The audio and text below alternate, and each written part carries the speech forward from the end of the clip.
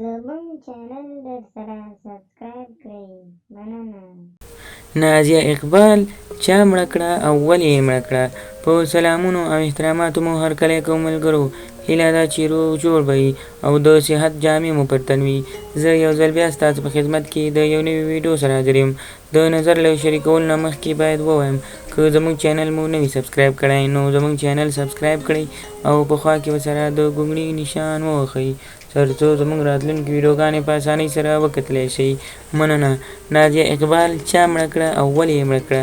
څه علت یې و؟ په ټولنیزو رسنیو کې د نازیه اقبال یو عکس خپور شوی دی چې ورسره لیکل شوي دي نازیه اقبال وړمه ورځ د نامعلومو کسانو لخوا ووژل شوه. دا هغه خلک دي چې د نازیه اقبال ورونه یعنې ورور ورته ویلي وو تر څو نازیه اقبال ووژني، خو دا د خلکو ویناوې دي. خو بیا موږ وایو چې تاسو ته دا خبر چې کوم خپور شوی دی دا دروغ دی. وایي چې رښتیا راځي نو دروغو به کلي وران کړي وي. نازیه اقبال تېره ورځ د پنجشنبې په ورځ د دوبۍ په سفر لاړه چې هلته د لوی اختر لپاره کنسرت لري او خپل کنسرت پر مخ کې وړي. نو دا خلک ولې داسې کوي؟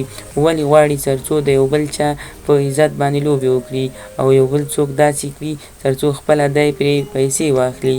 یعنې د دروغو ویډیوګانې جوړوي، یوټیوب کې جوړوي، فیسبوک کې جوړوي او بیا یې اوچتوي او بیا وایي چې مثلا پلانکی مړ دی، بستانکی مړ دی. د خدای لپاره دا دروغ مه وایئ. دروغ تاسو ته څه کوي؟ څه رسوي درته؟ څه ګټه لري چې تاسو دروغ وایئ چې نازیه اقبال مړه شوې ده؟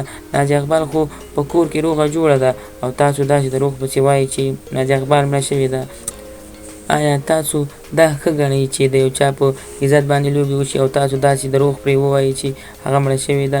هغه په کور کې روغه ناسته وي او تاسو پسې شاته ډنډورې کوئ چې نازیه اقبال مړه شوې ده او داسې شوي او هسې شوي دي. ملګرو هیله کوم چې د دغسې ویډیوګانو څخه تاسو ډډه وکړئ او دغسې ویډیوګانې مه جوړوئ په دې چې تاسې پیسې هم واخلئ نو دا به تاسو ته څنګه خوند درکوي. هیله کوم ملګرو که زموږ دا ویډیو مو د خوښه شوي وي نو زموږ چینل سبسکرایب کړئ، دا ویډیو هم شیر کړئ او لایک هم کړئ. مننه.